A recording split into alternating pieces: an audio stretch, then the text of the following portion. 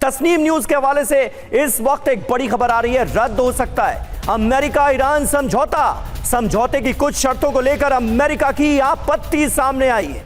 ये Tasnim news, ईरानी news agency के हवाले से खबर आ रही है कि अमेरिका ईरान समझौता रद्द हो सकता है।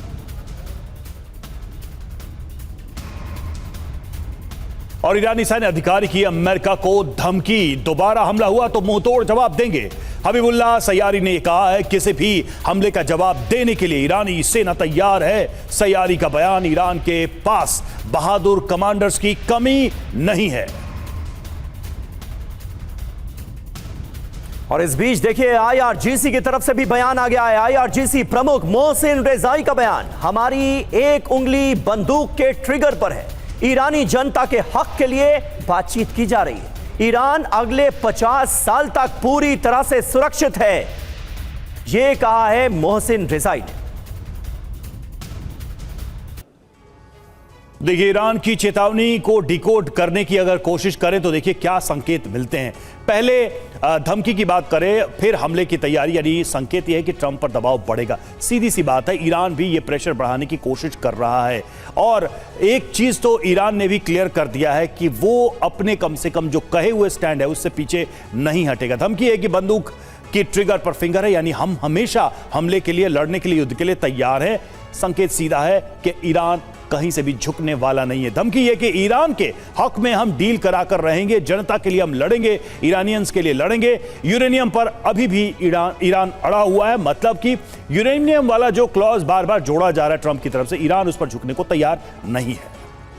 इसके अलावा धमकी दी जा रही है कि IRGC के कमांडर बेहद अनुभवी हैं। संकेत ये कि युद्ध के लिए पूरी तैयारी फिर से की जा चुकी है और ईरान युद्ध के लिए तैयार है। कहा यह भी गया है कि ईरान अगले 50 सालों तक पूरी तरह से सुरक्षित है और रहेगा। एटमी धमकियों का कोई असर होता हुआ ईरान पर नजर नहीं आ रहा है और यह अमेरिका के लिए सबसे बड़ी मुश्किल है कि ईरान डरने के लिए तैयार नहीं है।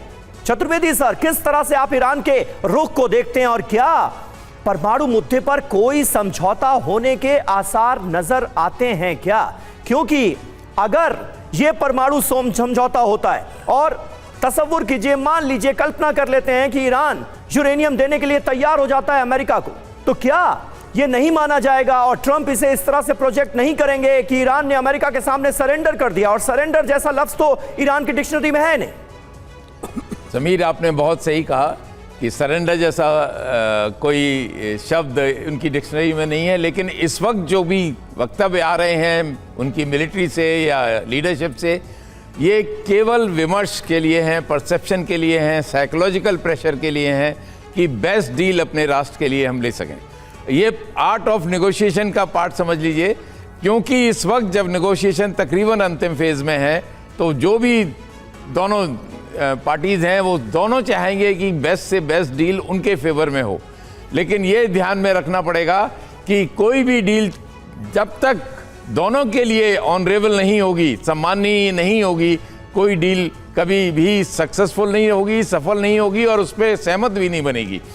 आज के दिन में अगर आप देखें तो एनरिच्ड यूरेनियम की बात बहुत एक ऐसी है जो नॉन नेगोशिएबल है, उसको अल्टीमेटली ईरान को मानना पड़ेगा। ऑलरेडी कुछ संकेत उनके प्रेसिडेंट ने दिए हैं, लेकिन इसके बावजूद अगर अमेरिका उनको कुछ इसके एवज में नहीं देगा, सैंक्शंस नहीं हटाएगा या उनके फ्रोजन एसेट्स को रिलीज़ नहीं करेगा, तो ये संभव नहीं होगा।